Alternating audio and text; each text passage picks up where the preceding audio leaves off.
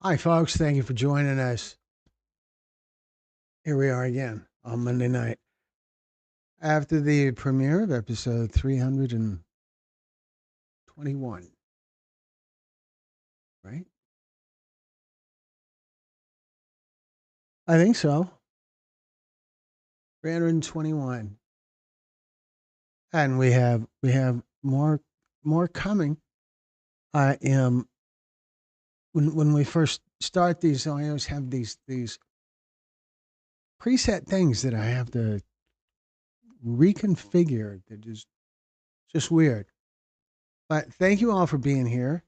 And to start things off, I wanted to take a moment to kind of go over what's happened in the last week or so in the world of fentanyl as it relates to the United States, and and really just kind of go through major things that have been in the news according to what internet research says. So 331. Thank you, Brent. Of course, Brenda would know. 331. Yes, that sounds right.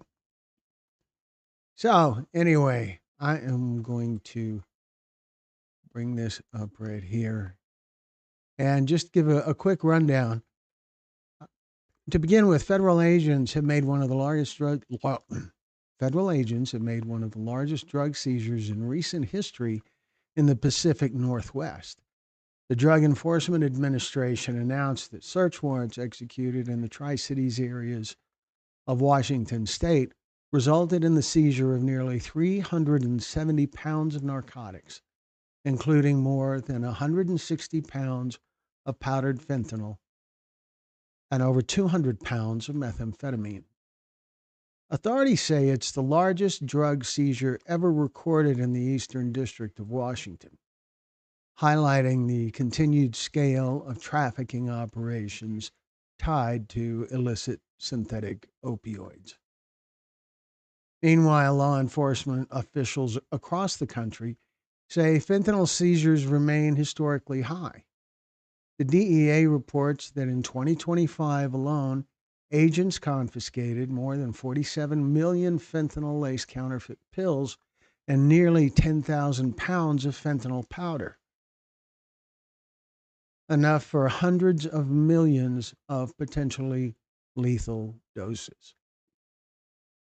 At the same time, new research suggests the fentanyl market may be shifting.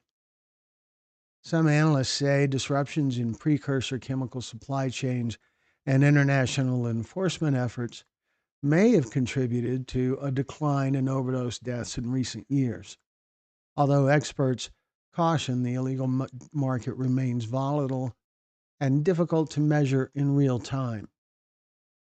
The issue also front and center in national politics. Federal lawmakers recently passed legislation aimed at cracking down on illicit fentanyl trafficking and the financial networks that support it, including sanctions targeting traffickers and suppliers involved in the global fentanyl trade. States are also stepping up in enforcement.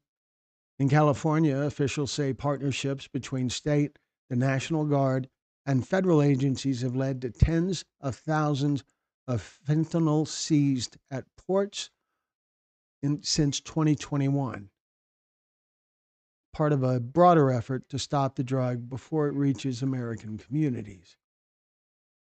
And despite these efforts, public health officials warn the crisis is far from over.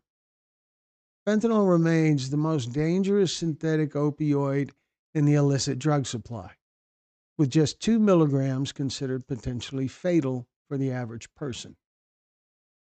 Authorities say the combination of aggressive enforcement, international cooperation, and prevention efforts will be key as the United States continues to confront the evolving threat of illicit fentanyl. So, there we are. One of the things that really stands out to me about major drug seizures and how they get so much publicity. It's great news when some sort of giant drug seizure takes place, that's that's good news. But it's also indicative of what you at it's also indicative of what usually gets by. They caught one, but they ship so much at once because it usually works. So every time you see one of those pictures with a whole bunch of drugs laid out on a table, that's why it's urgent. That's why there needs to be more things going on to prevent that, because shipments like that get by all the time. If they didn't, the traffickers wouldn't put so much of their product at risk in one shipment. So let me just see where I am at. Let's see what kind of comments I got. Welcome, live in the moment, live in a moment. Oh, that's me. Glenn, her daughter's story is very heartbreaking. Yes, Kimberly, it is. Andrea says, thank you for listening. Andrea is our storyteller. And we recorded that story right here in the Texas Pictures studio.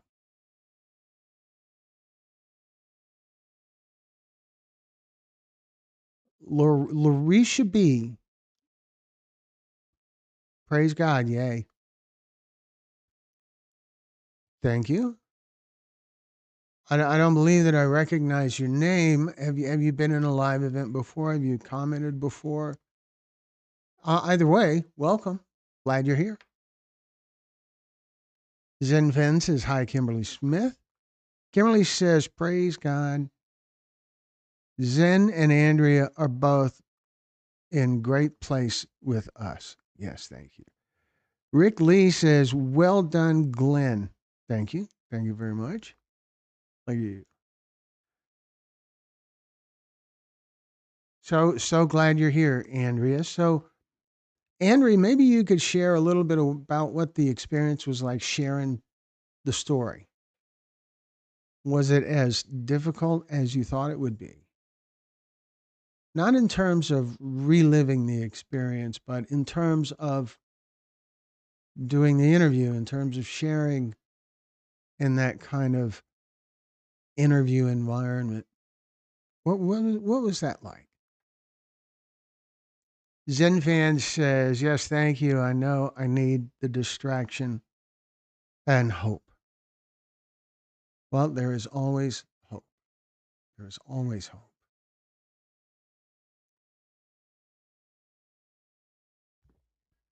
Now, it's such a simple thing to say, but it's real. As long as you're drawing a breath, there's hope.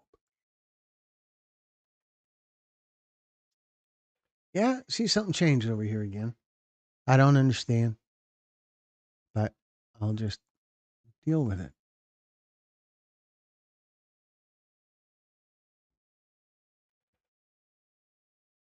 Rick Lee, have you been with us before? I feel like your name looks familiar. Have you been with us before?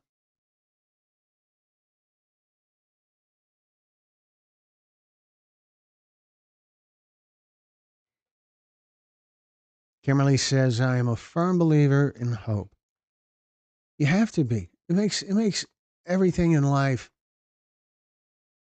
makes it easier. It seems weird to put it that way, but it makes it easier. That if as long as you have hope. No, my first time, Lori says. Well, welcome, Lori. Were you part of the premiere as well? Did you see the story? Have you seen some of the other stories on our channel? And Andrea says, Glenn, well, actually, I was relatively easy to talk to you. It was relatively easy to talk to you. Your soft demeanor and quiet strength made me feel comfortable in opening up about Amanda. Well, thank you. And I wasn't. I wasn't fishing for compliments, but thank you. I appreciate that. I really, mainly, I just listen, but I really listen. You know, a lot of times in a conversation, people don't listen. They only wait for their turn to talk.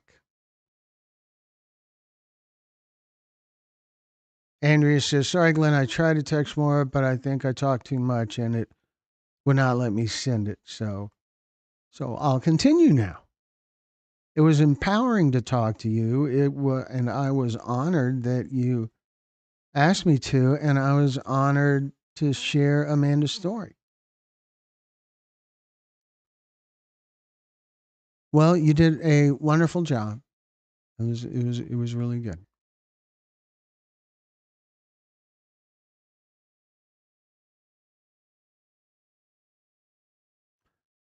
Michelle says, "Listening is a high level skill."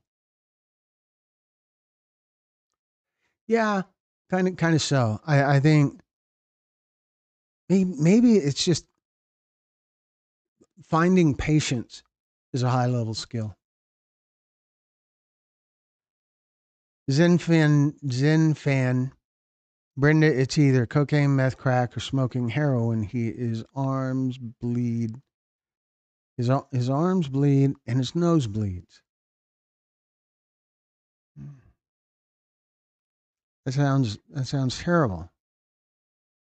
It, you, it is of course urgent to get help. It's urgent to talk to people. It's urgent to find professionals who can give you guidance, give you options. Brenda says, "Then when I first got clean, I suffered from both survivor's guilt and shame, thinking I contributed to the grief. In recovery, I've learned my addiction was in control and I didn't have a choice until I found recovery." Andrea says, "Congratulations, Brenda."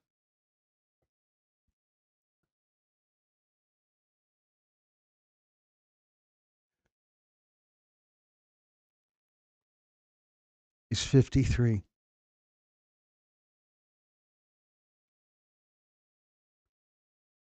53. Did we get an email from you?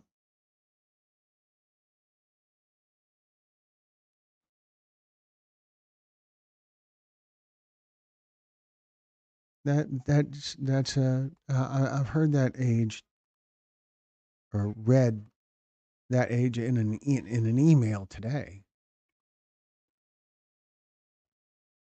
Rick Lee, thank you for sharing the facts about the ongoing fentanyl crisis. I feel very privileged, very certainly very grateful to get to do this kind of content, that stories that matter, stories like in particular the Fentanyl series, because it is such an urgent thing. We hear from some family member who lost someone to fentanyl just about every day, asking to share their story. And at least so far, we've never turned anyone away. The biggest challenge is usually geography, simple geography. We're based in Houston, Texas. And so if people come to us, that's easy. But otherwise, we try to have these storytelling summits in different parts of the country where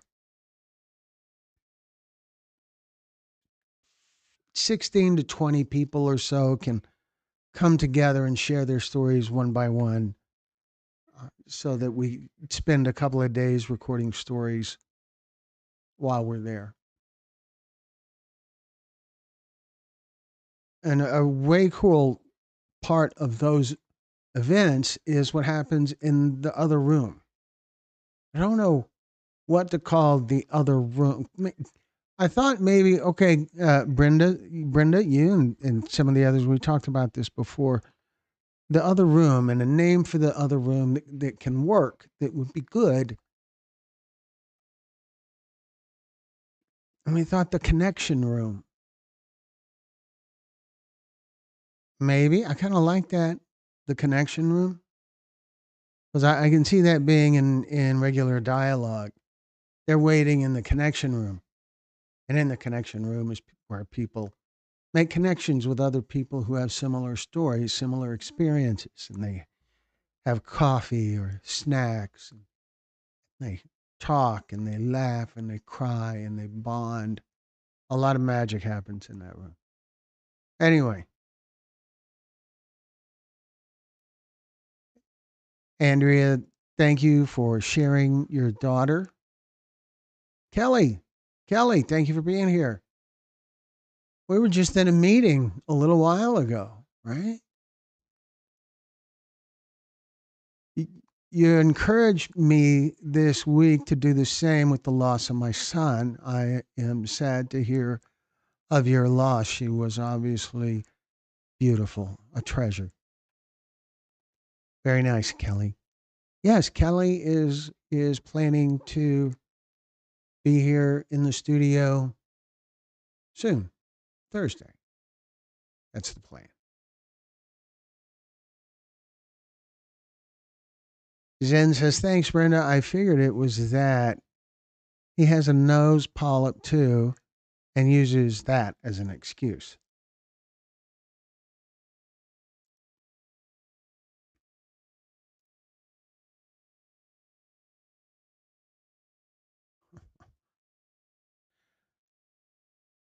Andrew says, Kelly, thank you for sharing that. That's the reason I told her story, and your comment made it worth it. I wish you the best of luck in everything. Brenda says, Zen, does your loved one have naloxone, Narcan? Naloxone slash Narcan. Good job, Brenda. Because it's important to say naloxone. This says Narcan on it, and it is naloxone. Right underneath the brand name, it says naloxone. That's the drug.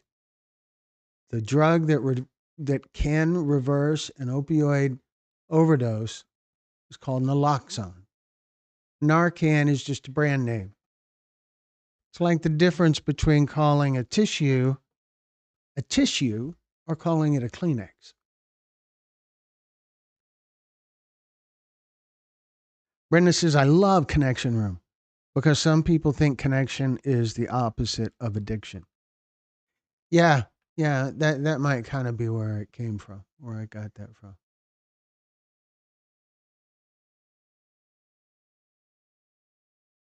Kimberly says, hey, Kelly. Zen says, I don't think he has any Narcan. He doesn't want to live. That's,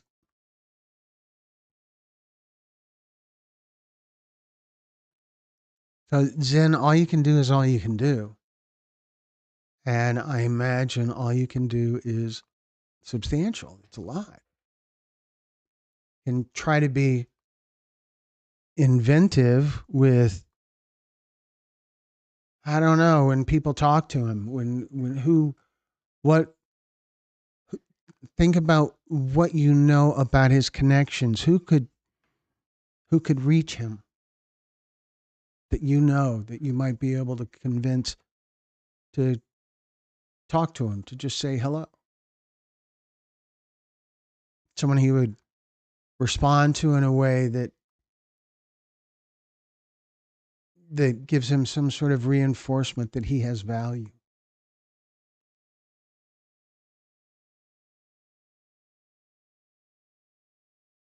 Brenda says, Zen, don't stop praying for him.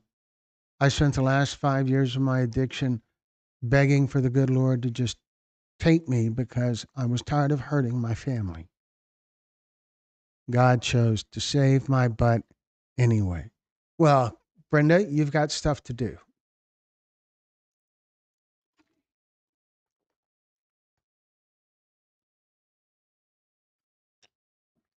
Brenda, you should just in the people you have reached here in these chats, lots of people. Wow. Lots of people here know your story, or they know some of your story. They know enough of your story to know that you are a voice of experience and that they can learn from you. And you're doing lots of great things. And the 540 something days, whatever you're at now. Hello, Brad. When am I coming through Oklahoma City? I don't know. I heard from Bleezy today. And here's the thing I always try to remind everyone in the audience. If you're watching on a smart TV, you can still log in using your phone as well. And you can use your phone to participate in the live chat while you're still watching on the big screen, the smart TV. Not that I merit a big screen. Kimberly's asking where Carla's at. Carla's working.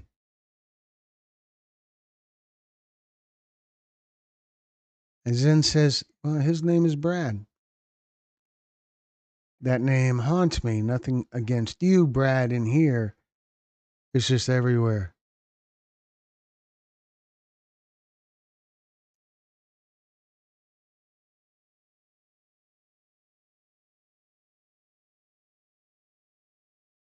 $550. Awesome. Brenda, 550 days. You've got it. You're on it. You're on it like Oprah on a baked ham. Brad's asking Zen, why does that haunt you? For those of you who don't know, Brad is one of our storytellers. Brad and Carla, who is likely to join us eventually, are both storytellers in our series, and they're both storytellers in the story that's called Rain Story. I don't remember the episode, but Rain Story. Rain, like rain falling from the sky, rain. Rain Story. Zen says, I won't stop praying. I've been through this almost my whole life. I'm 62.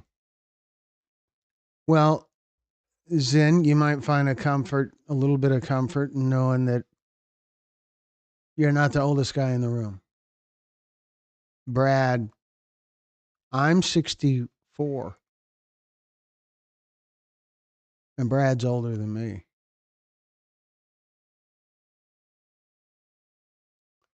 But you got this, Zen. You're 62. You've been dealing with this almost your whole life, so you know there's resources out there. Those resources are there because there's people who want to help. If you think about the kind of crowds that are in like meetings like AA and NA and that kind of thing, those people are there because that's where their heart is. So reach out to them. Talk to professionals. Do research.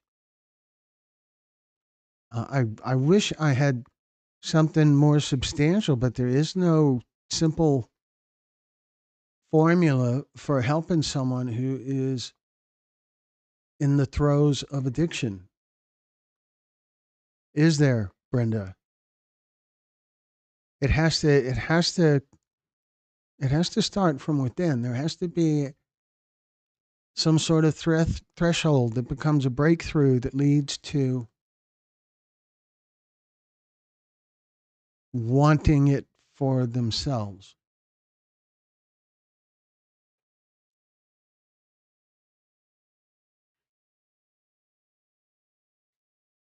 As I saw, Chrissy is here. Thank you for joining us, Chrissy. Chrissy says, "That's hilarious. I have 6 years sober and I'm an angel parent."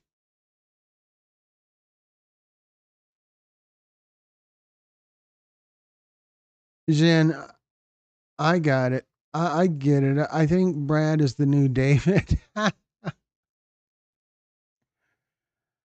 I got, okay. Yeah. Yeah. Mark Murphy, Glenn, what do you help heal yourself after losing your son? Mark, uh, my only, my only insight is what other people have told me. I haven't lost a loved one to fentanyl, and I don't want to. I have kids, I have grandkids, I have stepkids, and grandkids, and they're gigantically important to me. Lives are important to me.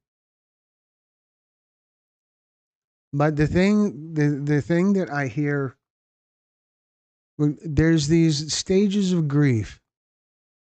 Let me.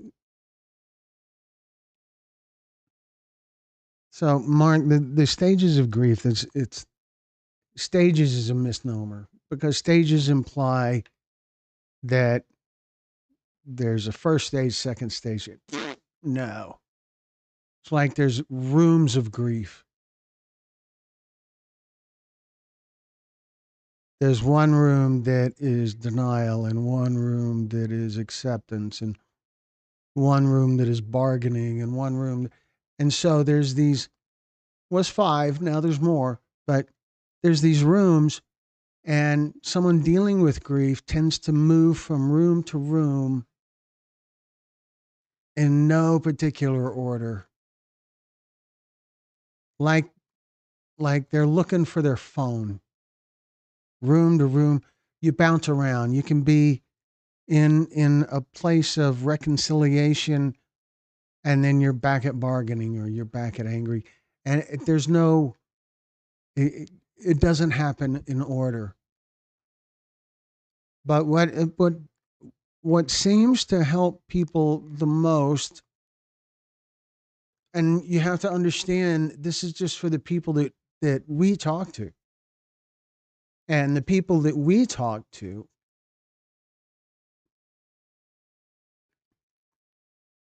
it's not everybody. We've done over 300 of these stories, and that is not even 2 days worth of the lives lost to illicit fentanyl in the last 5 years. Every year in the last 5 years. So so what I know is what I'm told, and there is no getting over it. There's finding a way to live with it. And what I said a minute ago, that there used to be 5 stages, and now there's seven. Me and Greg Swan have been saying that there's more than five for a long time. We've been saying there's six, and the sixth one is purpose.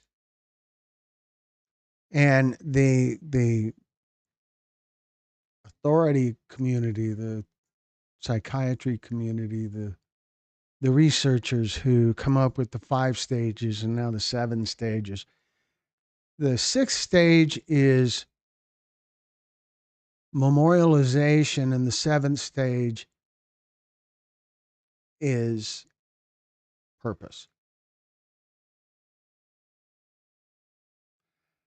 And purpose tends to look a lot like advocacy, awareness, doing things to prevent others from going through the terrible kind of loss that you've been through. The memorialization can be something as simple as a spot in your home where there's some bookshelves, and on the shelves are all kinds of memorabilia that belong to your loved one lost, or pictures, or an urn, or for the people who share stories with us, the story itself kind of becomes a memorial for the loved one that turns the loss into a little bit of purpose, because for the audience, for the people who see it, they get the message of awareness. They get the message of the importance of prevention, of understanding the dangers. So there you go. And we also have on our channel, we have two stories that are with a licensed professional counselor. She's a friend of me and my wife, and she's a wonderful person and a great speaker. And she talks about dealing with grief. There's two of them. One is 6 or 7 minutes long, and the other one is 12 minutes long. They're not difficult to sit through at all. And one is called Life After Loss, and the other one is called Grief Feels Like Crazy. And I may have a link that I can share.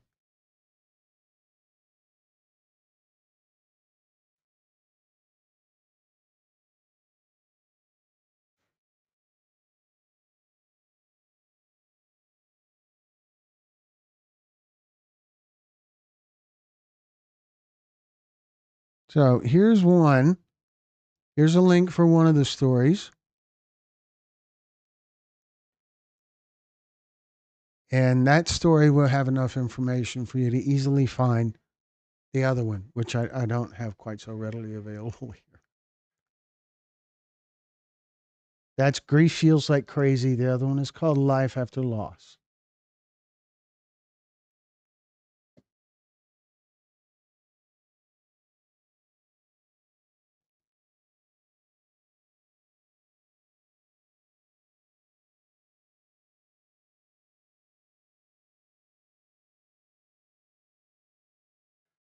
Sorry, I was just making sure that I don't have it here. And I have a list of frequently shared links.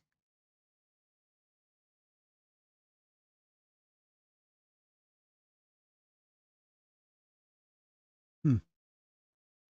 But it's not there. I was checking the list to see if it might be there so that I could share them both. Jen says, "Thank gosh I'm not the oldest." Yeah, it's cool. And I'm not the oldest either because Brad's here. Andrea says, "Hi, Mark. Thanks for watching." Brad says, "Nux. Where is Nux?" Goodness, I feel like I missed a lot here. Not a word, text, fax, etc. from Nux. I'm gonna email her again. Nicole, right? Yeah. Kimberly says sober living is the best, and there's an appreciation for sober living that comes from not always experiencing sober living. I think I hear that in the voices of the people we talk to. Zen, thank you for being here. I'm tired of professional help. It's kind of just a circle to me. I just want to live and be happy. Well, that's within your power, Zen. It's we all have things to be grateful for, and focusing on those can help you find that being happy thing.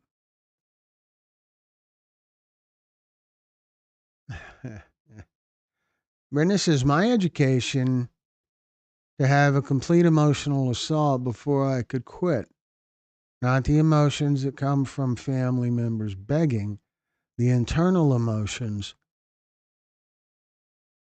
that's completely internal. Kelly says, so true. I'm in a marriage with my alcoholic. He's 70 years old. Breaks my heart to watch him and blame others.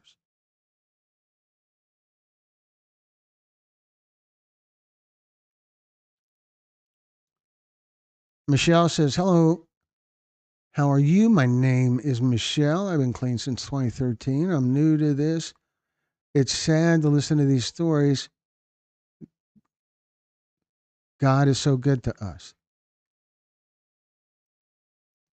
Michelle, we also have a series of recovery stories that do have happier endings for sure. There's over 60 stories in that series, and find you can find the whole playlist in the playlist section on our channel. I mean, don't go looking for it right now, but yeah.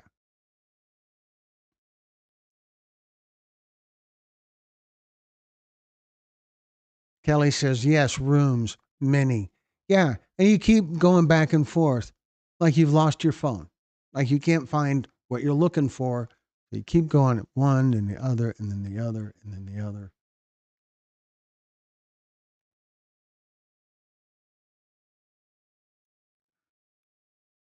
You don't get over it. You find a life after it. You move. You don't. You don't move on. You move with it. You still. It's always going to be there. It's going to become a part of who you are forever. And part of the key is finding a way to be good with that. Sort of like our storyteller tonight, and Andrea has kind of found that the loss doesn't hurt any less, but she has that mission. She has purpose.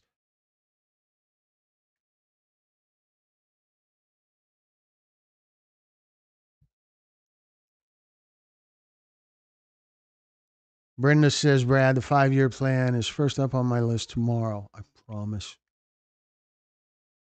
Mark says, so true. Sorry. The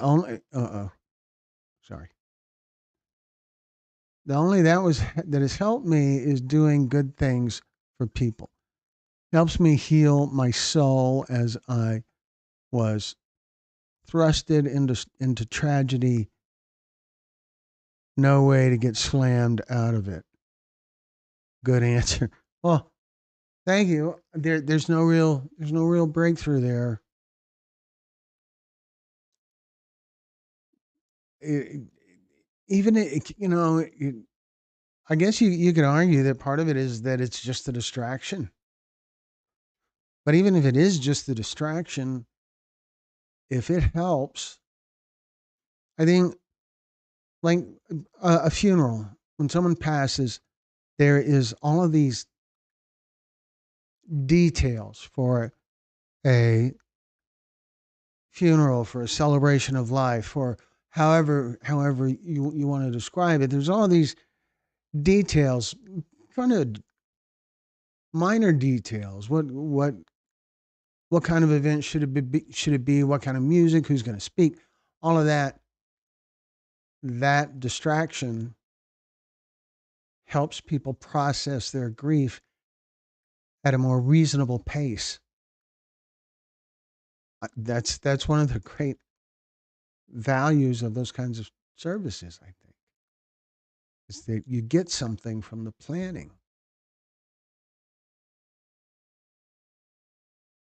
Michelle, I tell everyone, God did for me what I cannot do for myself.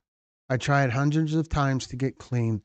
Then God used Glenn to rock my world on September 4th, 2024.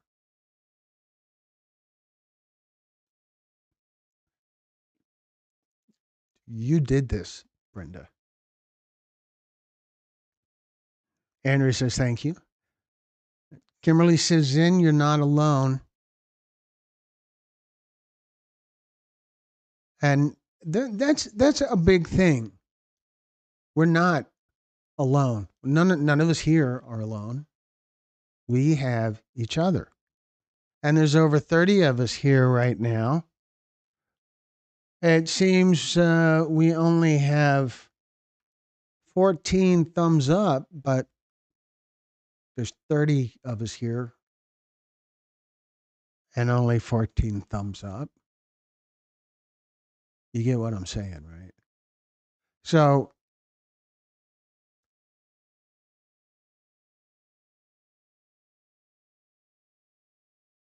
you're not alone. You don't have to be alone. There's all kinds of resources for recovery, for grief, for families of people who are in addiction. They're out there, and they're not limited to one kind.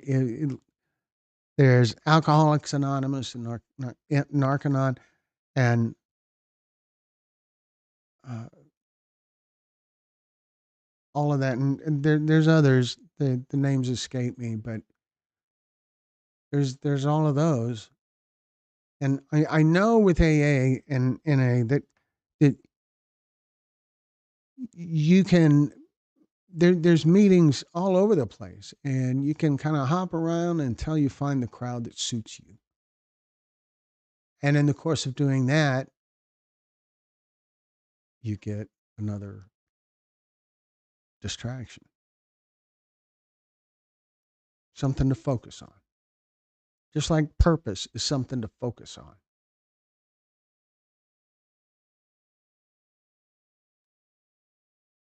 Kimberly says, Glenn and April are my biggest lifesavers. Brenda says, Mark, there is a guy on YouTube who lost his son to active addiction, and he goes around doing good deeds for homeless people. He says this is how he deals with the grief of losing his son.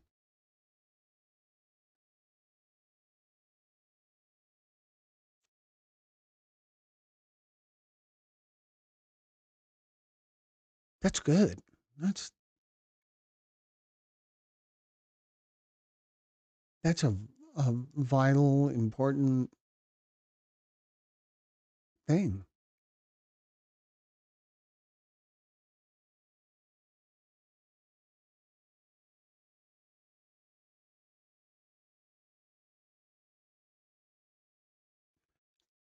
Zen says it's nice to be around normal people who understand. Where? You mean us?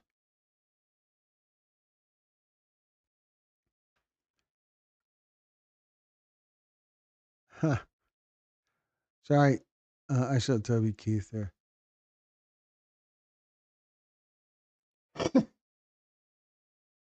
I have to isolate literally. Or let me get back. I'm behind, folks. I'm sorry.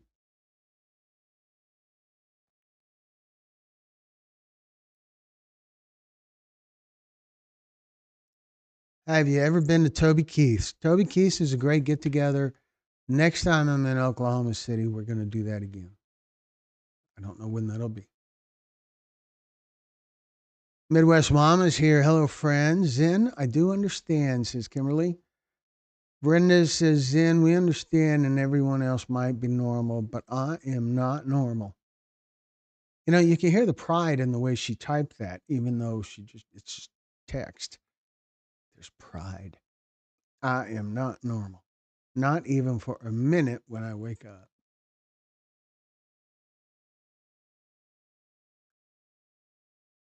Midwest, hey, thanks for joining us.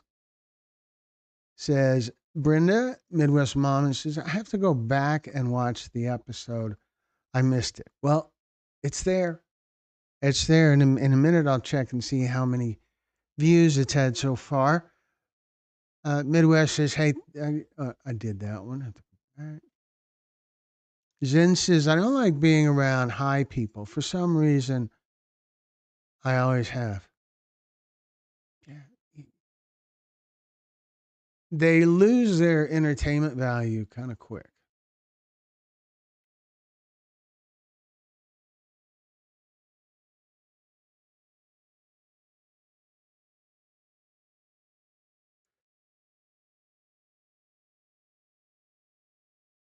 Huh.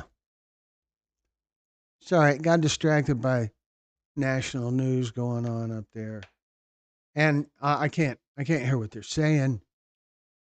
But it was Hegseth, and it was just the way he was lit, the kind of lighting that the crew used. It was kind of weird. Jen, the only people who like being around high people are other high people. I promise this is true the world over. Yep, that's a thing. And it's always been a thing. There's that old time expression, birds of a feather flock together. And there's education in that as well.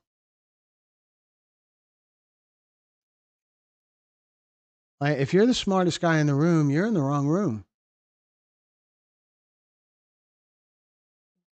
Hang around people you admire, support, believe in, aspire to be like. That is a simple, effortless way to a better life. It's a simple pathway.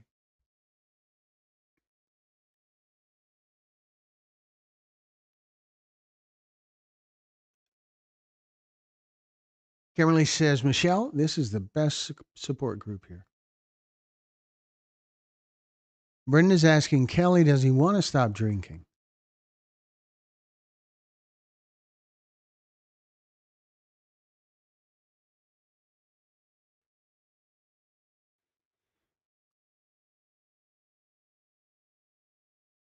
Zen is asking Kimberly, where? I don't have Facebook. I'm really only on YouTube or email. Kelly says, yes, Glenn moving with grief. God knew the grief. Jesus did too. I agree with others. Without our Lord God's help, I would not be moving.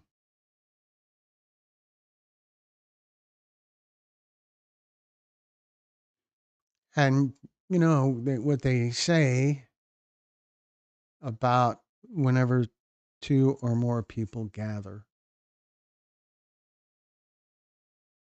And here we are.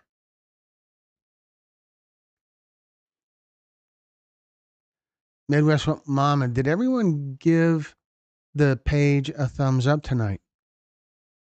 Well, look, we're up to 18 likes. We have 35, 6, 4. I don't, we have over 30 people in the room, and we have 18 likes, 18 clicks of the thumbs up icon. No, no, no pressure. Jen says, I did. Brad, how do you feel about the war with Iran?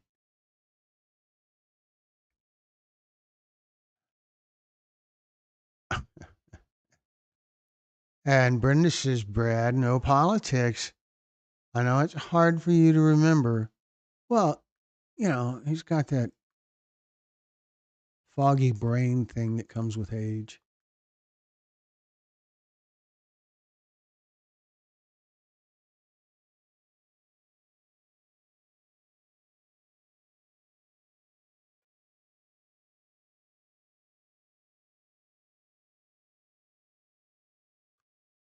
Here's what I can say about the war with Iran or any war. A war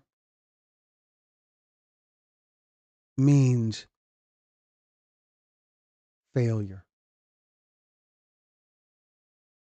It always means failure. Something had to fail for war to happen. So it's tragic. War in general is insane. So that's the best I can do for you, Brad. Yeah, war with that. You just like look for the most volatile stuff you could throw out there. Here's the question.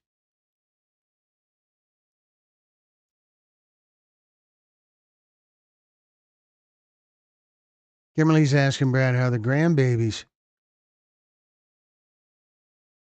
Midwest Mama says I relapsed on alcohol last night. Such guilt as my grandma's 5 years of being gone, and it was just so hard. Grief gets me. Grief gets everyone. Midwest Mama. So how you doing now?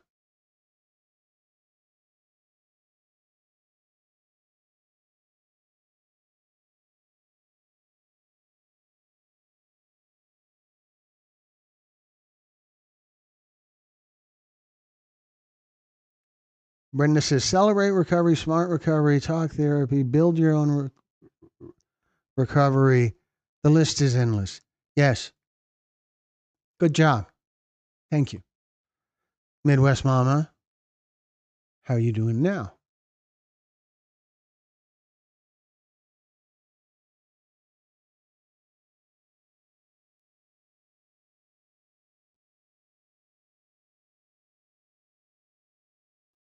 You know, we're all here for you. If we're friends on Facebook, you can send me a message and I'll give you a call if you like. But they're good. I believe Carla's doing a little bit better. That sounds exciting. That's awesome to hear about Carla.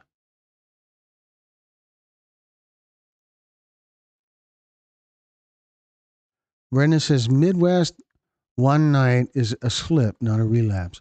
Good term. Good term.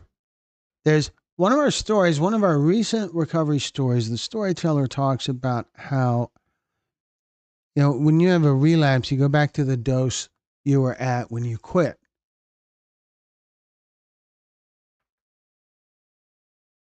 But the other direction is also true, she pointed out. That when you have a relapse and you go back to being sober, you go back to where you were when the relapse happened. You're not starting over from scratch. That's what she said. And that sounds reasonable to me.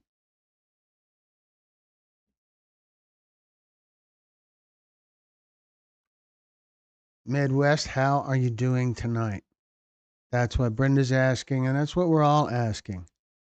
Kelly says, no, not yet. That is prophetic. The yet, me having hope. Not fantasy, but hope.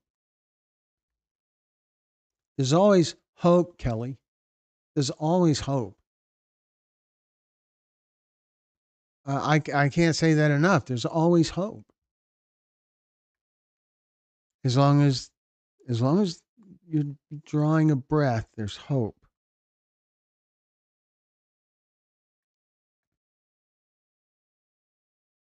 Kimberly says, I'm going to rewatch the Missing series again. Yeah, that is an interesting series. We're learning a lot about the missing from working on that.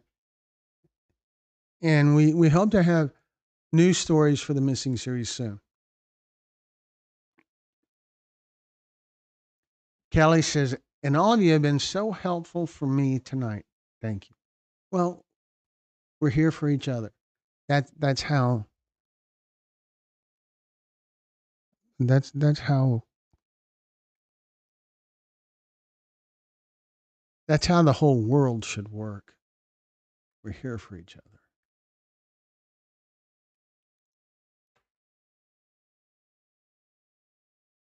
Brenda says, Kelly, don't give up. Last Christmas, I met a man who gave up alcohol at 74 years young.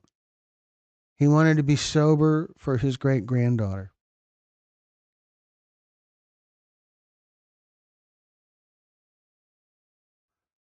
Brad says, how much is the Bradley with your discount? And for those of you who don't know, the Bradley is a zippered hoodie named after Brad. And it's on our merchandise store. And the discount is 25%. And I believe the price for the hoodie is $50. So no, we don't set the prices. The store is a service that we use, and it's relatively easy. Now there's two services we use on our store, and so the discount, which only works with one of the services, a Live Guys, LIVEGUYS, is good for 25%. So 25% of 50 is $12.50. Is that good math? Yeah. So that's kind of substantial.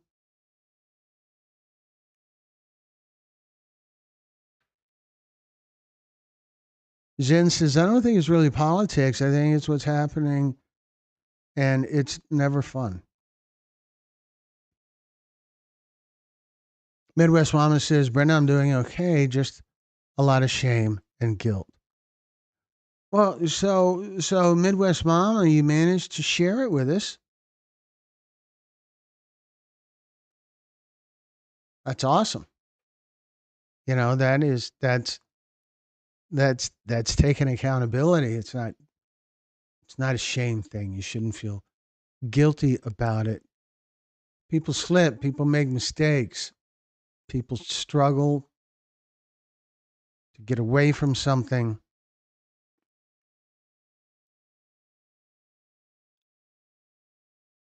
And fall back now and then. They stumble. It happens. It's not a shame thing, not a guilt thing. It's just a thing. And it's behind you.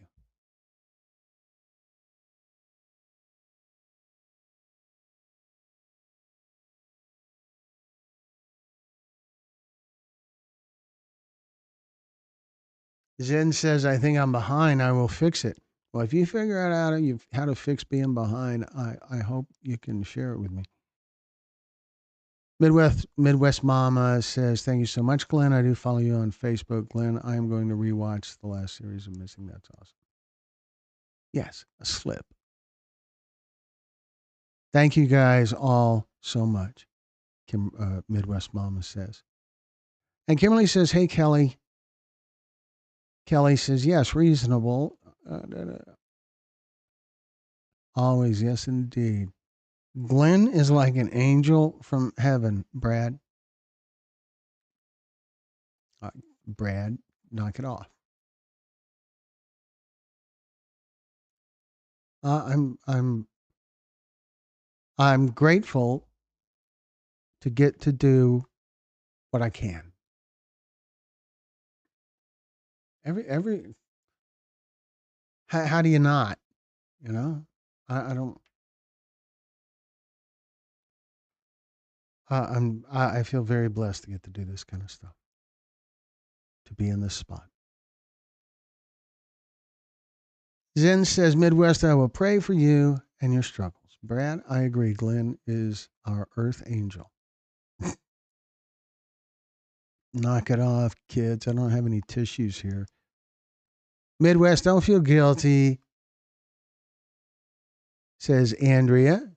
I don't know you, but I know we all did everything that we could for our children. Guilt will eat you up, and I'm certain that you did the best that you knew how. And that's it. All the parents do the best they know how. And they all learn things they could have done differently afterwards. Hindsight. And the lessons that come from that are important, but it's also important to understand that whatever information you find after you get that terrible loss is after. One of our storytellers and the founder of an organization called Lost Voices of Fentanyl is April Babcock. And when I interviewed April in Maryland,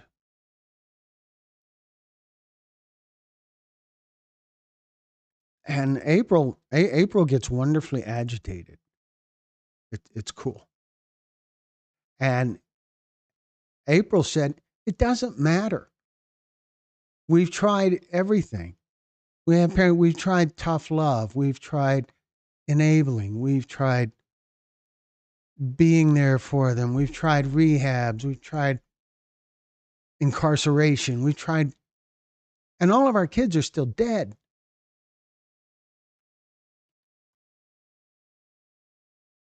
She says something like that, and it's very impactful, and it's in her story.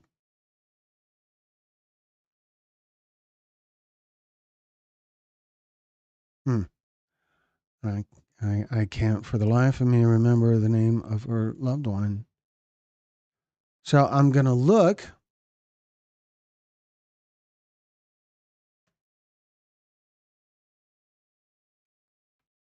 Austin Babcock, episode 133. So there you go.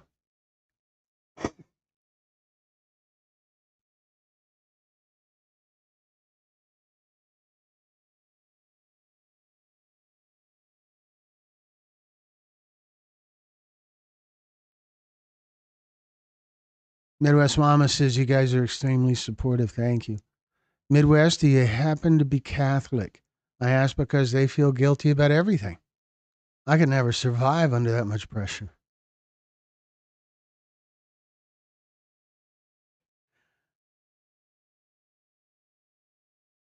Aiden. What are you telling me, Andrea? Aiden?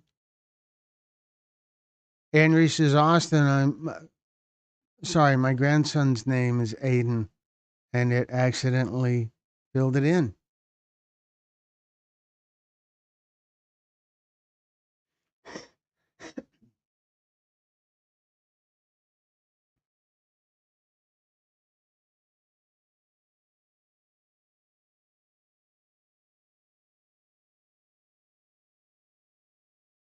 Zen says, I'm Catholic, and it's true.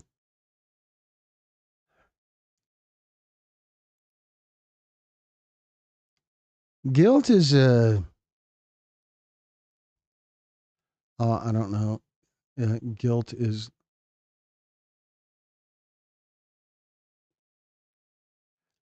guilt kind of seems like a necessary evil. Guilt is one of those things that can govern you, and it can help you make better decisions, but it can also be such an unreasonable burden and unnecessary burden.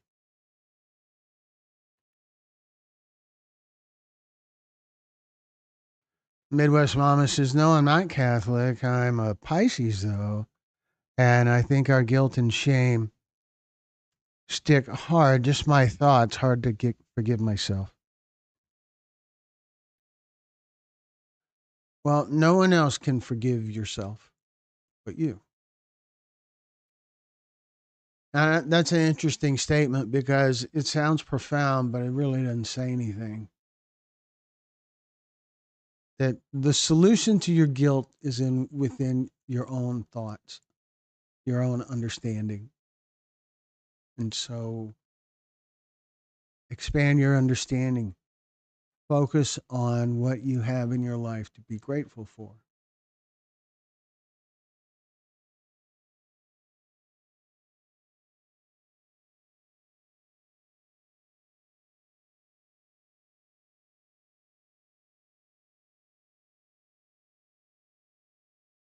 Zen, bless your hearts. Why do guys take 4 hours to get married?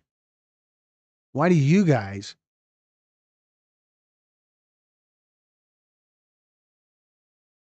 take 4 hours to get married? Don't you want to get to the honeymoon? Well, I feel like longer sermons are marketing tools, but that's just me and my marketing brain.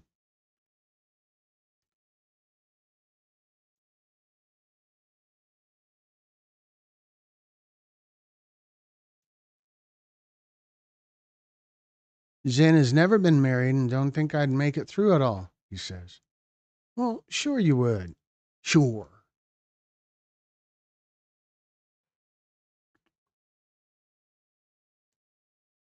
Y'all got me emotional tonight. Yeah, it's kind of like the group's superpower is touching those emotional things that might need to get touched, might need a little poke, might need a little urging to bring things forward, to bring things out that need a release. Midwest Pisces, what a tough row to hoe. You got this, girl. I can hear that too. You got this, girl. And the little head thing, you got this, girl. Right? I'm so sorry about you lost your grandmother, and I love you to the moon and back. And Kimberly says, Midwest, we are here for you. And we are. Okay, now I just saw the head action thing on the YouTube feed. So there's a delay from when that happened to when I said I saw it, if anyone's curious. Brenda says, then I want one of those little stools you guys kneel to pray. They are so cute. Kneel on to pray. There. Oh, there's like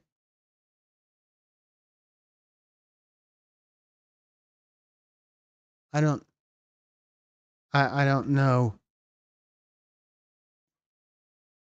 that I've ever seen one. I've seen the flip out kneeling pads that are big, long, like knee runways. I do have a story. I was at a funeral once, and it was with my friend. She had lost her mother had passed, and it's certainly sad and a terrible loss. But her mother was late 80s, early 90s. It wasn't a surprise. And so the service was in this old church in Houston, and I don't remember if it was Catholic or not. The service was not, but I was sitting with my friend and her husband, and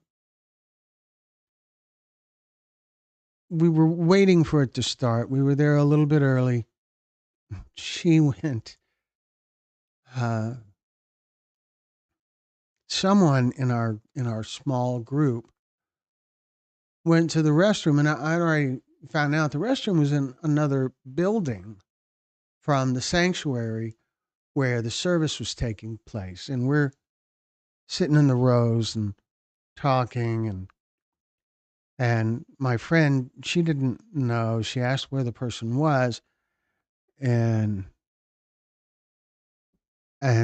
I told her about how the restrooms were in another building. It's kind of inconvenient, and she said, "Yeah, that doesn't sound convenient at all." To which I said,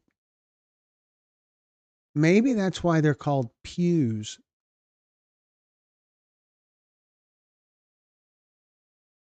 which I thought was kind of brilliant. It made her bust out laughing, at her mother's funeral, and I kind of ultimately it was a good thing, I think.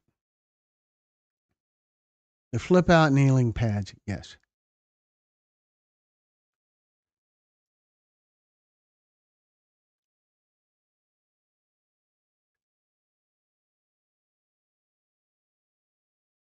So is there others in the room who have just maybe this is the first live?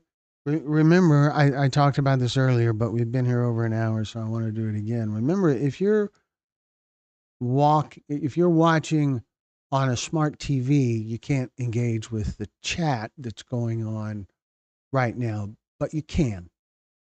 You can also log in on your phone and engage in the chat on your phone while you still watch on the smart TV.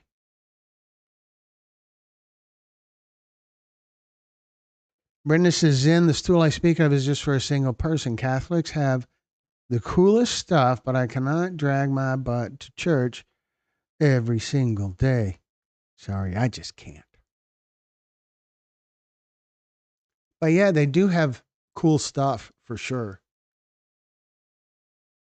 It's kind of like that with the Episcopals too. Episcopals are sort of like Catholic light, it seems like.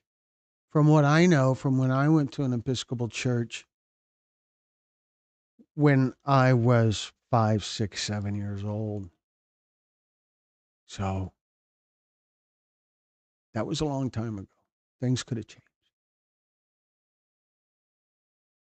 Watchtower.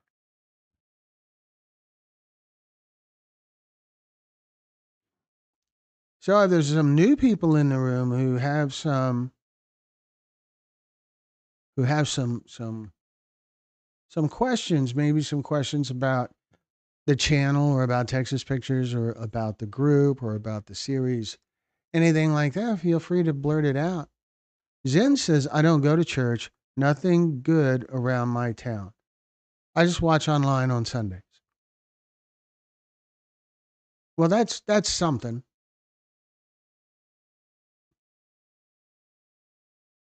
But I can tell you this, that my wife and I went to I don't know, quite a few different churches, picking one that suited us. Much like you should do with an AA meeting. We went to quite a few, and the one we found we're still with. We've been there 5 years or so. I don't really know anymore.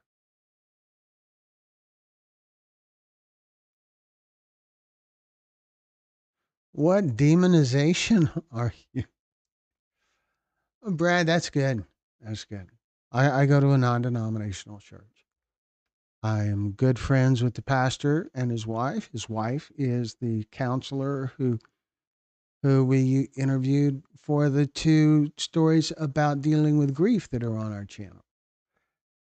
And I'm very grateful for the church, which is different from being grateful for God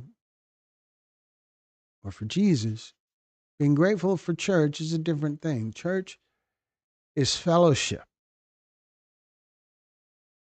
I have learned so much from other people in the church, valuable things, life things that are just from a different perspective from my own. Not right or wrong, just different life experiences lead to different insights.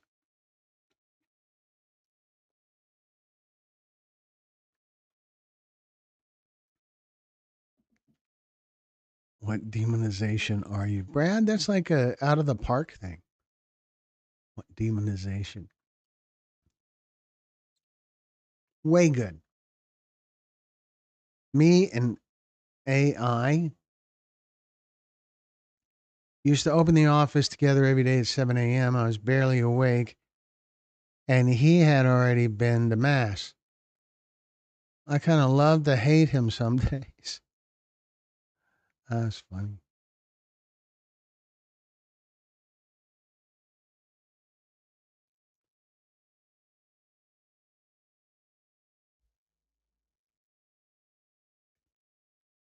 But so we are active in the church. We're part of what's called a life group, and we get together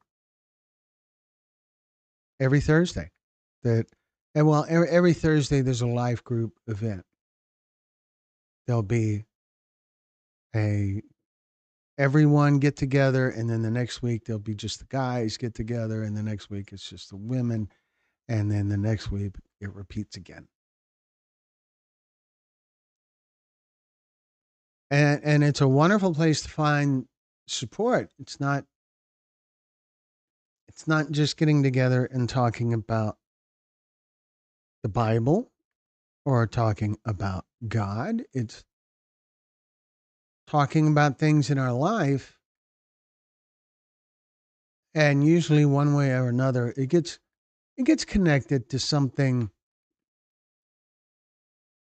biblical that offers insight or guidance, but not always. Brendan, this is Brad. I go to a non-denominational demonization church. I had to suffer through getting a new pastor about 10 years ago. I never want to go through that again.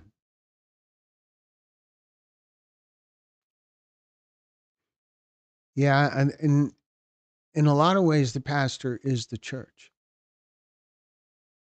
Yeah, I know pastors would argue with that, but good for them.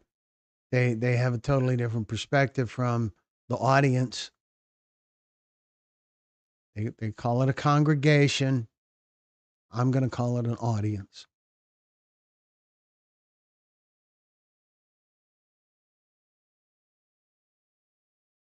I do know, Brad. I do know. I love you too, man.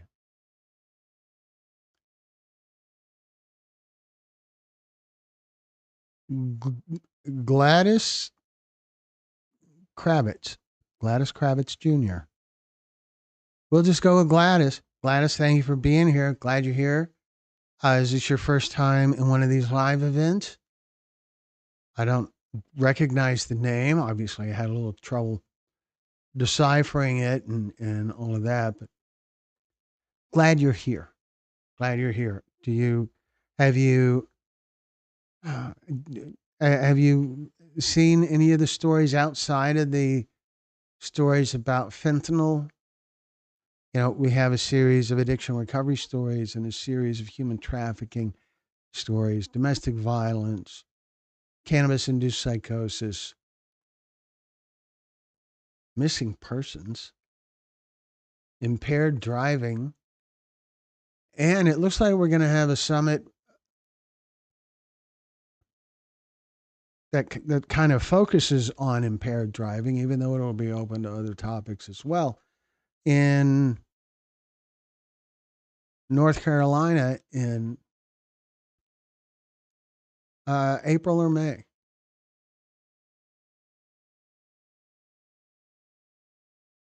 Gladys says, I just watched the premiere.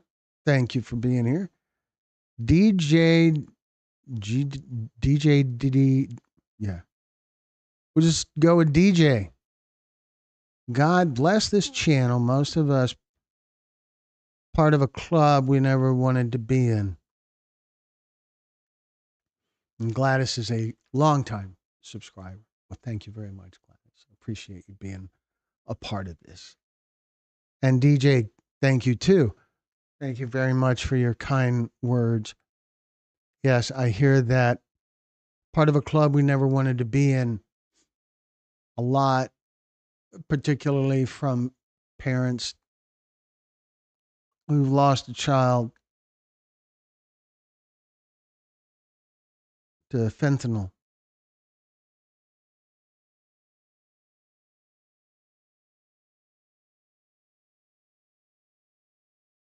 It is, but being in the club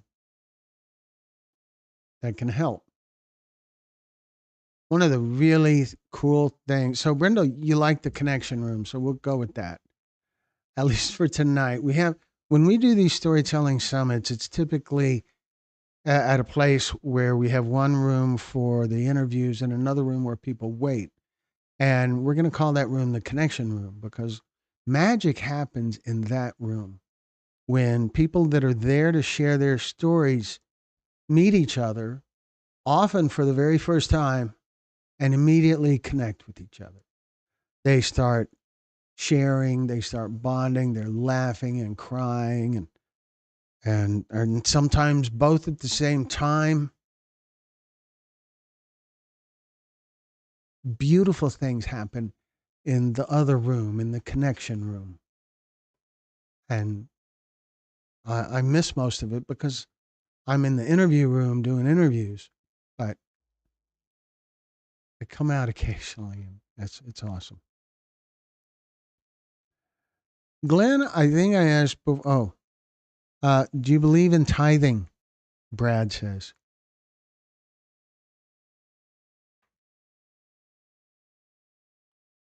Yeah, yeah, I do. But I get tired of it. I get tired of being asked. I when I don't mean you, Brad. I mean, somewhere in the beginning of the service, there is some sort of here's how you can tithe. Here's how you can give us money. And I guess it kind of needs to happen. And and operating a church has got to be an expensive thing, even without property taxes. Brad, I think we better stop playing the religion record. Let's keep to spiritual only, less controversy. Yeah, yeah, yeah. Yeah, tithing thing is pretty religion wide.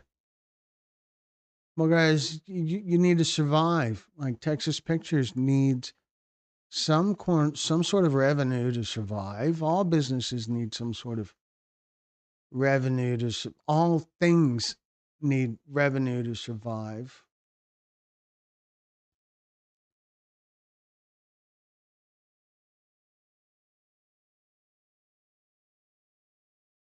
So I'm seeing this interview up here. It's Hegseth, the Secretary of War.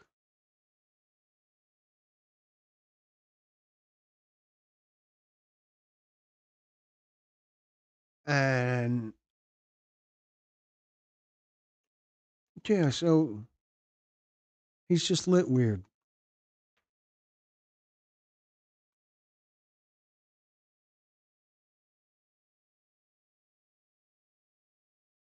Gladys says, our family just lost a nephew to suicide.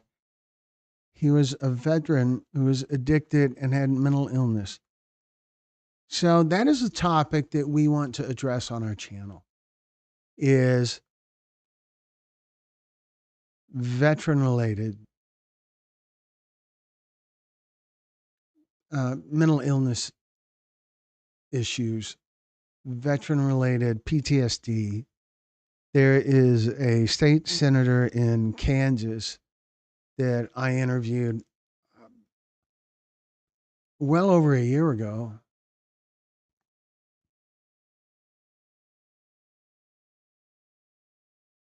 I feel like his name was Pat, but I don't remember for sure.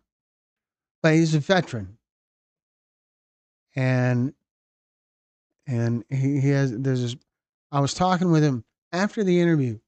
We're just two guys standing on the lawn of the Capitol building watching this event, and earlier someone had mentioned to me that PTSD among veterans is important to him, and I think there's similar issues for PTSD among law enforcement. And And I just brought that up to him while we were talking. We weren't talking like a media guy and an elected official. It was just two guys standing on the grass talking. And so I brought it up to him, and he was immediately captivated by the topic. And he said, "Yeah, it's really a big deal." And we talked for a minute or so about it, and he started to cry.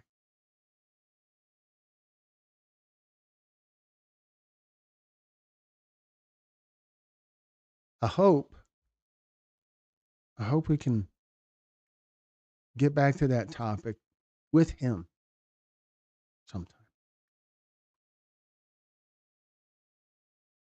Gladys, I'm so sorry you lost your nephew. I was suicidal while I was in active addiction. I'm sorry you experienced such tragedy. God bless you, Brenda, says Gladys. Brenda says, Gladys, I am thankful for your nephew's service. Just know he is in heaven and will not suffer one more second. Gladys says, I think he is not, I think there is not a single family that has not been touched by this scourge. DJ says it's a national tragedy.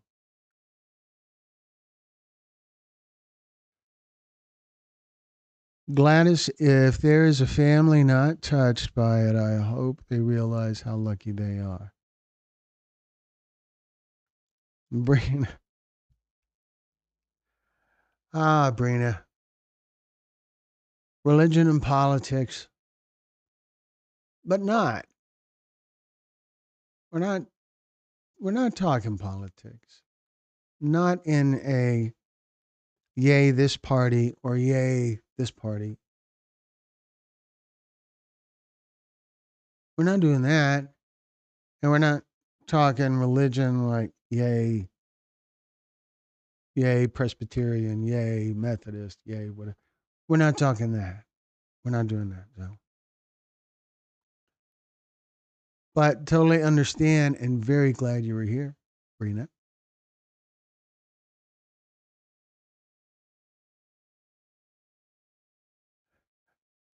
Brenda says, Brina, sorry, but no, Brad started it, not me.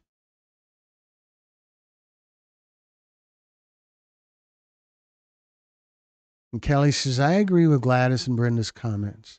Stick with Jesus. That's all we can do, says DJ.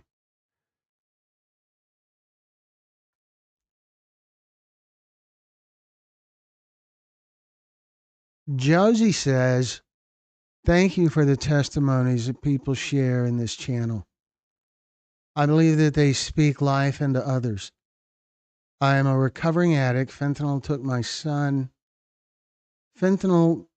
my son, my daughter, a brother, and a few others in family.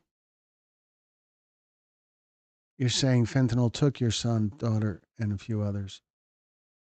Very sorry for your loss, Josie.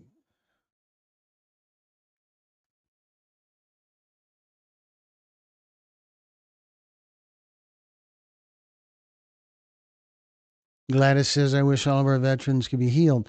Brenda says, Gladys, I believe everyone who suffers with addiction goes to heaven because we've already lived hell on earth. That seems reasonable to me. Brenda says, Brad, no apologies. I love a good debate, but others are finding it quite boring. That can be my fault. I can take that. I can accept that. Josie, time, patience, and love. You are correct. Thank you. And look at that. The room is at 46 people, and we have 26 likes. Just 26. Just click the thumbs up thingy. If you're on a smart TV, you can do it on your phone at the same time. So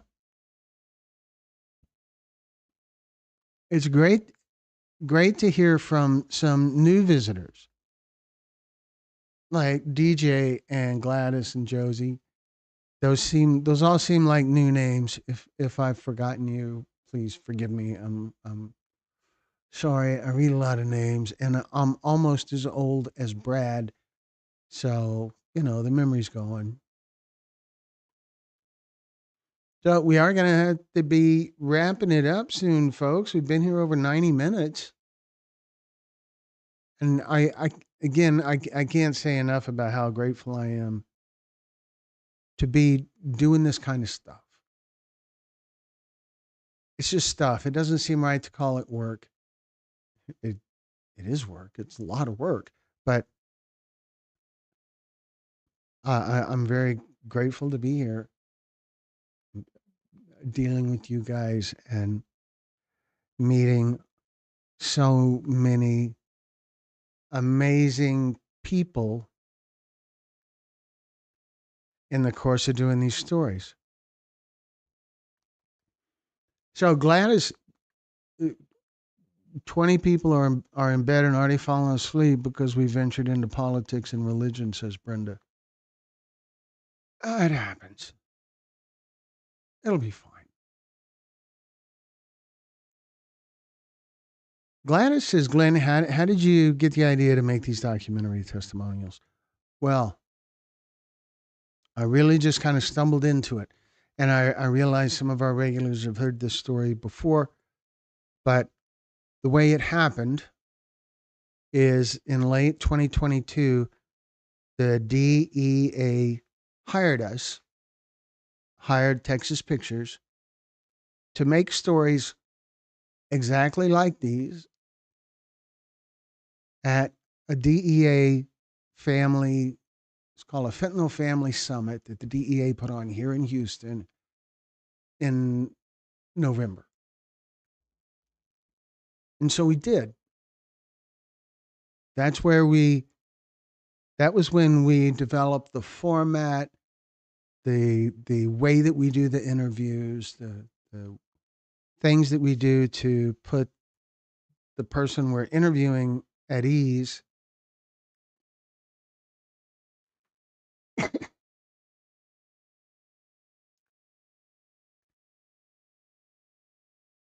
And so we did that in November of 2022. And at that point, we had had a YouTube channel for 13 years. And over that time, we had accumulated 1,600 subscribers, and that seemed like a lot. Most of the work we'd done before that was industrial production, safety, and training videos and things like that.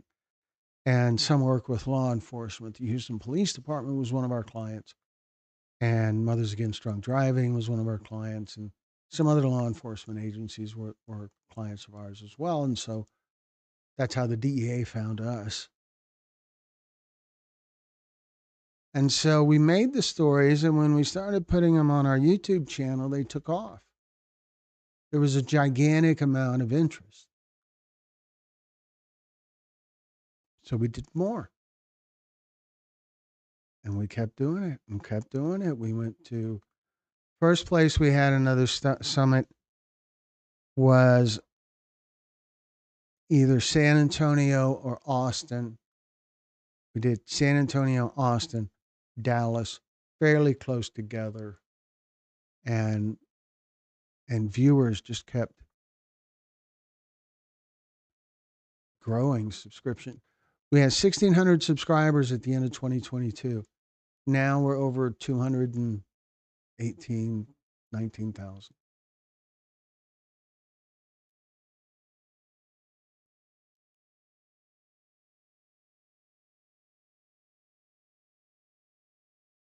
Josie says 5 years of sobriety from a 13-year spiral on drugs. Thank you so much for the work you put into making this channel possible. Blessings to you from Phoenix, Arizona. We've done stories in Phoenix. We did. I don't remember the name of the place.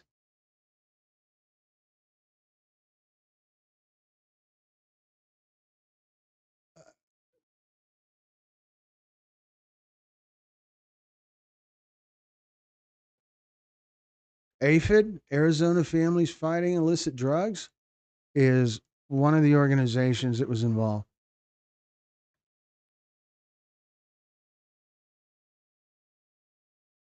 Brad says, I'll never forget that.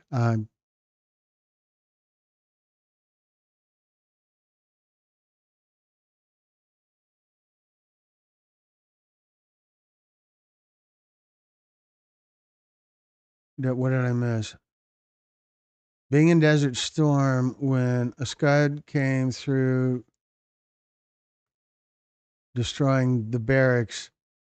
They gave us masks with small flags, and any time we saw a body part, it's terrible. Sorry, Brad.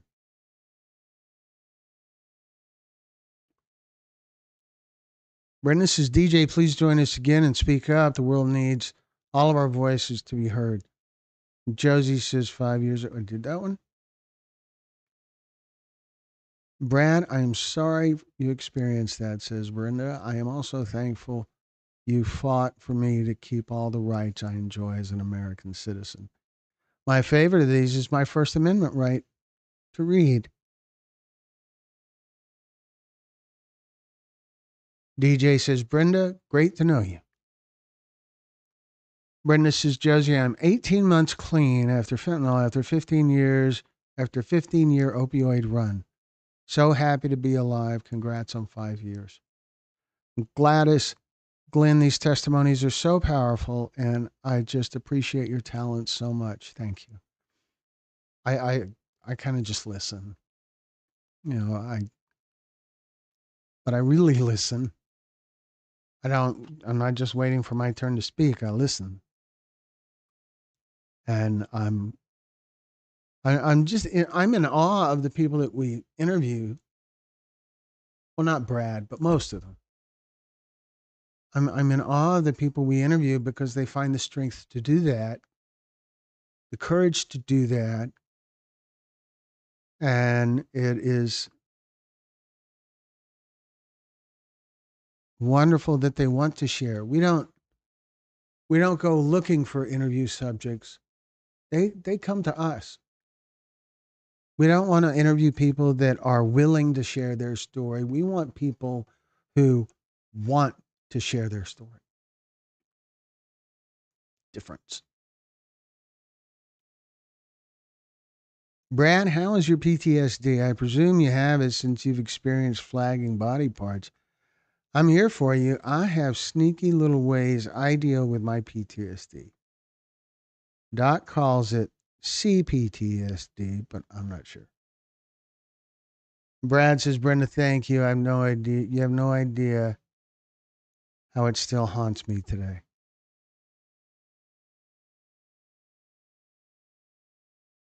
So, Brad, the PTSD among veterans is that's really an idea that we've been talking about. It's figuring out where to start because I'm not a veteran.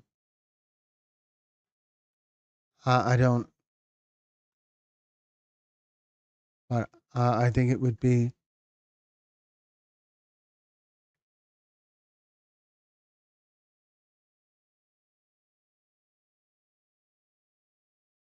I think it's important stuff. Bringing that home to people. It's not bringing it home like I don't, the reality. It's people don't understand. People get the war in a spoon-fed kind of thing through social media and broadcast television, and they don't get what it tastes like.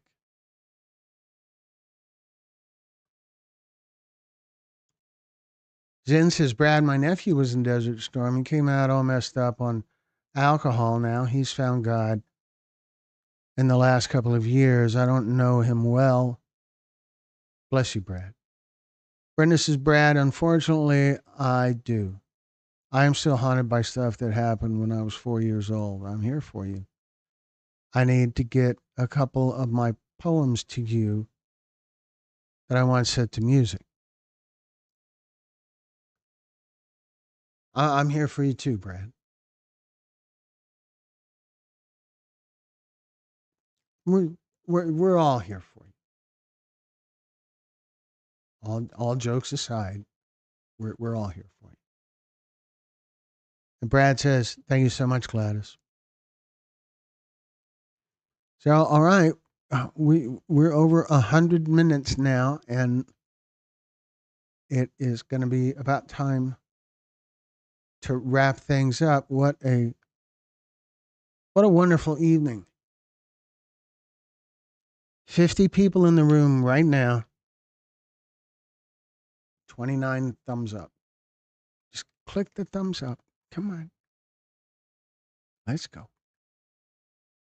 Brenda says, Brad, between the wars, Carla's depression, and Rain's death, I know most of your smiles are forced. I get it. Most of mine are too. But we are going to fake it till we make it. I love you to the moon.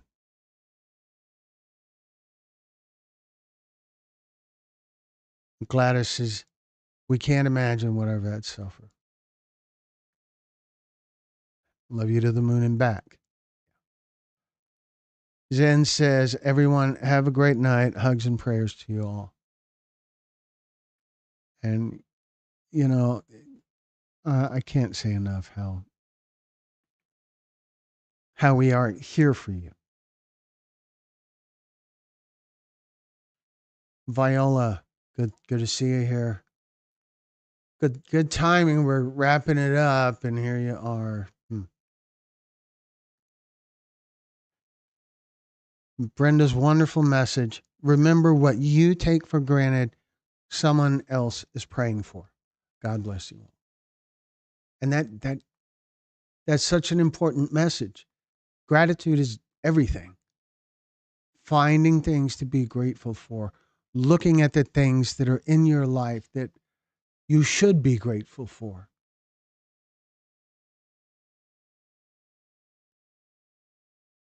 Josie says we live in such a blessed country that if you turn the corner and just look hard enough, people can find help.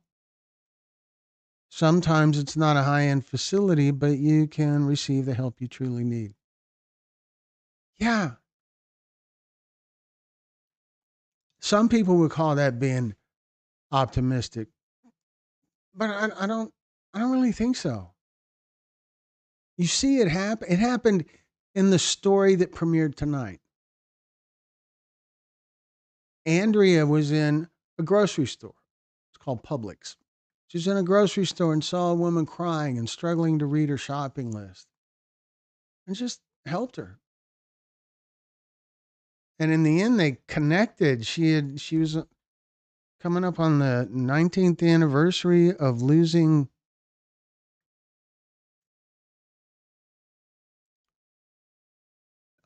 son. And there she was talking to someone who lost her daughter, helping her read her grocery list because of macular degeneration. She was having a hard time.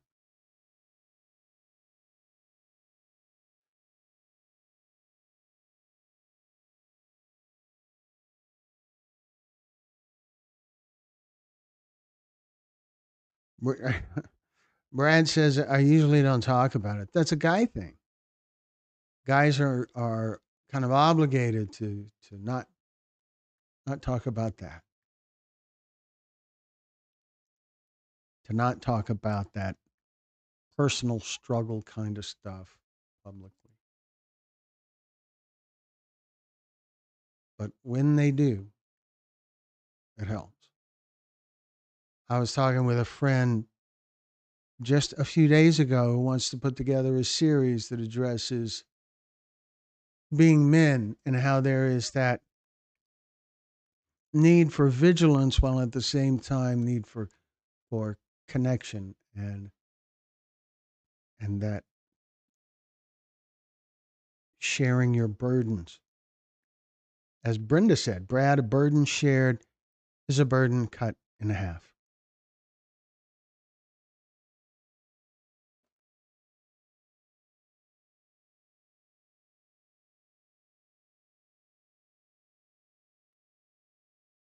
We have 31 likes now. Over 50 people in the room. 31 likes. No pressure. Brad says, please give our veterans, our Vietnam veterans, love. They got screwed.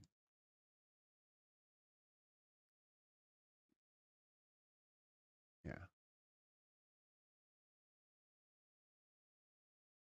it did.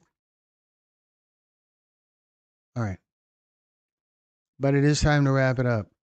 An hour and 45 minutes. We've been we've been here. That's a long no break because we don't actually, for the most part, we turn off commercials now for the live events. It just isn't worth it. They interrupt so much. I don't know if you guys have seen commercials tonight. I believe they're turned off. This is Brad. Both my dad and stepdad were Vietnam vets, and they did get royally screwed. We promise not to make that mistake again. The world is certainly a very different place now.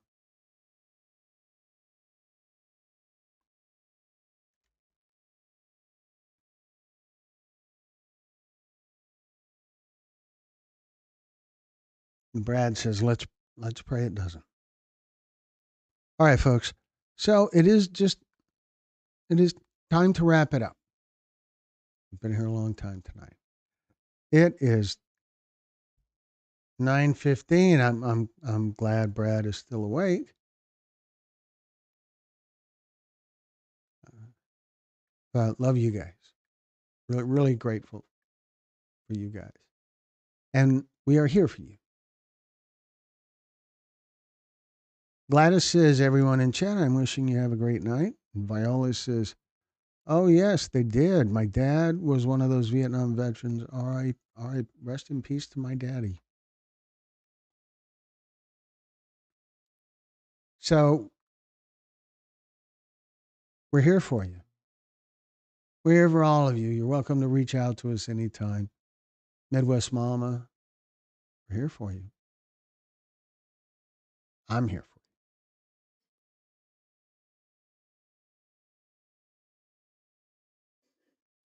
So, you guys, as I always say when we wrap things up, really, we're here for you, and you're welcome to reach out to us anytime. And the way to reach out to us, you can reach out to us by email at info@texas-pictures.com. You can find us on Facebook under my name, Glenn Muse, and friend me on Facebook, send me an instant message, all of that kind of cool stuff. And you can learn more about us on our website, texas-pictures.com. You can find information about how to share your story, how to organize a storytelling summit in whatever area you are, a link to our merchandise store, and more information about us, like a little bit of our company history, and our mailing address, and phone number, and all that kind of cool stuff. So that's all there. Zen says, my friend's kid is 25 and he was sent to this war in Jordan. His name is Logan Hendricks. Please pray for him and all of those battling. Pray for our soldiers.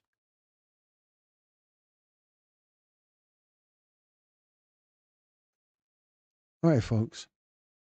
We're going to wrap things up for tonight. It was wonderful to meet the new folks and wonderful to see the folks that often join us. So thank you all for being here. We will have another premiere probably